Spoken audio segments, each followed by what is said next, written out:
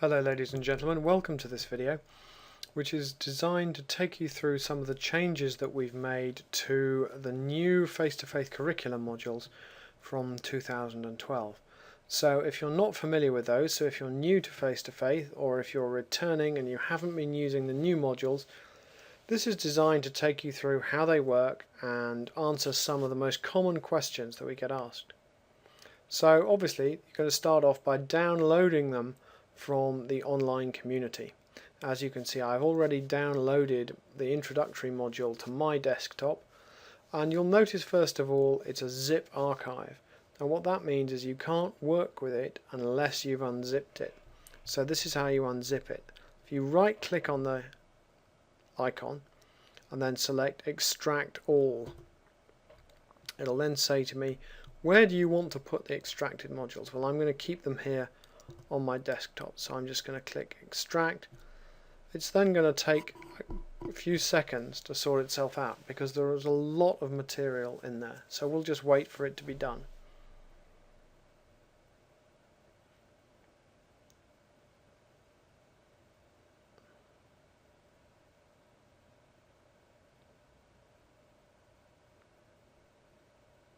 And there we go, it opens it up automatically. So let's have a look at what's in the introduction module 2012. You can see when you open it up there are a number of folders, and actually you won't need to go into these folders to look for resources because everything is linked together like a little website, but a website that isn't online but is on your computer. So we're going to start first of all by opening up the HTML page which outlines the introduction module. Now I'm going to use Internet Explorer to open this because that's probably what you'll be using, but it works well with Firefox and it works well with Chrome.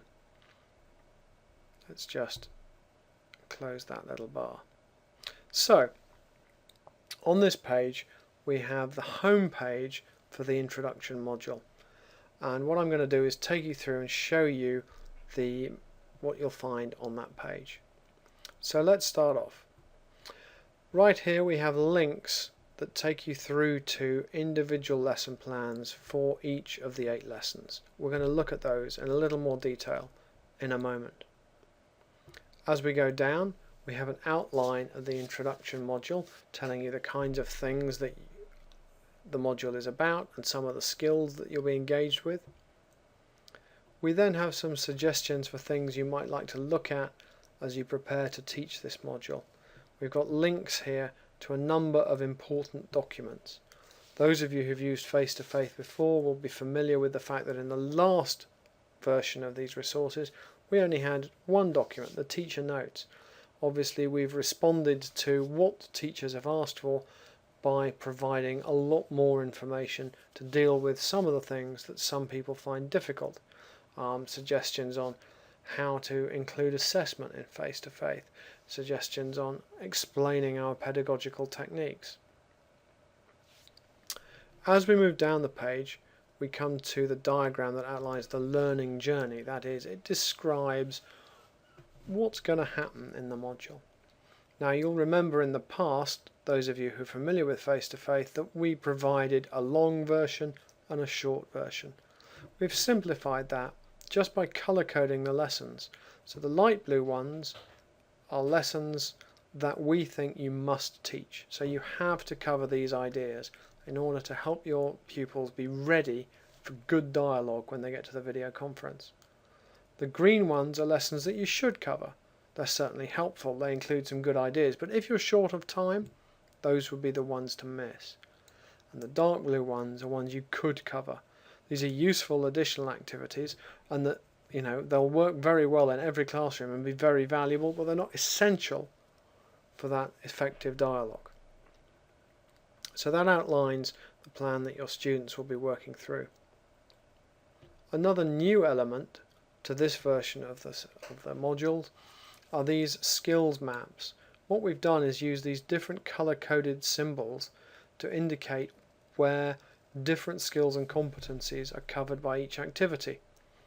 Now, skills and competencies are things that are very commonly identified in curricula around the world.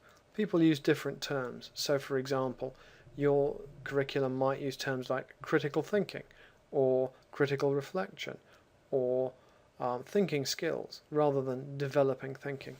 We've tried to identify where we cover these skills in our resources. The last part of the page explains how to use the resources, but you don't have to worry about this now because I'm about to take you through that.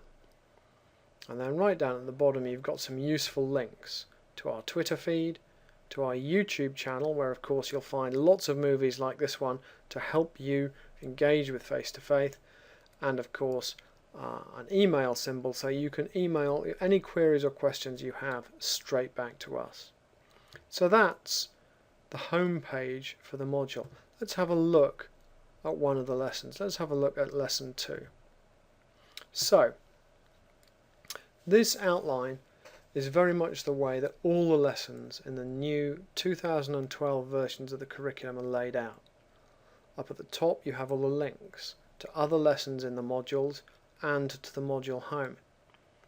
Then you have an outline of our expectations, so what your students should know at the end of the lesson, what they should understand, and what they should have experienced. Those of you who have used the earlier versions of Face-to-Face will have seen that this is considerably simplified. As we then look down the page, you'll see that we have a large number of different activities.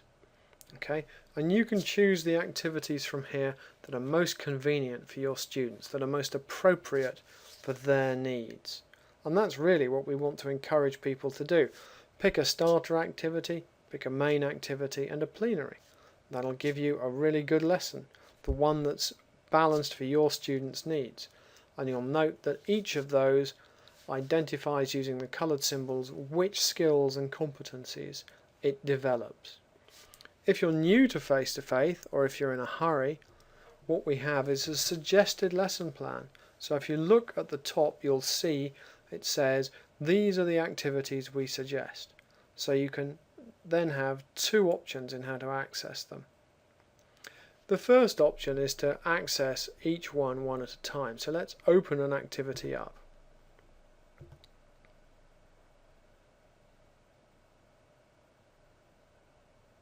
You'll notice, just as with all our other activities used to be, it's in Word, so you can adapt it or adopt it to your students' needs.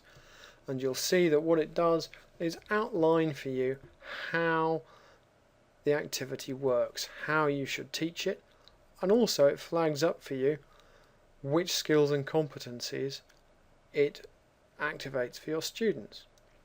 You can also click through to open up any resources. So for this one you need to open the resource Rally Robin, and there's the resource for you. Everything's hyperlinked, works for you automatically. So each one of these activities links through to a description of the activity, which in turn links through to any resources you may need.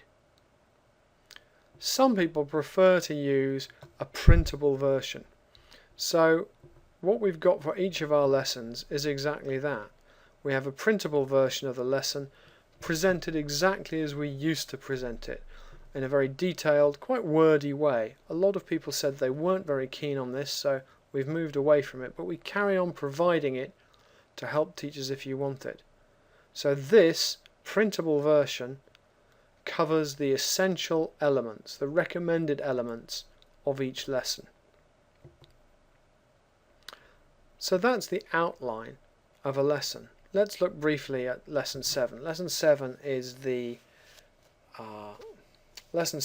video conference lesson, and as you can see it includes a suggested outline for your video conference. But remember, please remember that your video conference is something you negotiate with your partner school and your facilitator. It's not set in stone. We want to respond absolutely to what you want to do. So that is an outline of how the resources work. I'm just going to close that briefly. Some people prefer to work on paper, and that's fine. We've provided a paper version as well. If you look here, you'll see that there is a Word document, and if we open that up, you'll see that this is the whole module presented as we used to present them. So it's the recommended activities taken out and done in all the printable versions. Okay. Now, sometimes one of the things I'm working on the assumption that if you're using this printable material, you don't want to be using hyperlinks. So what I've done is tell you where to find each of the activities. So let's look here. This activity, what does respect look like? The sheet there is identified as being in the resources folder, and it's a document called respectwheel.doc. So let's go and find it.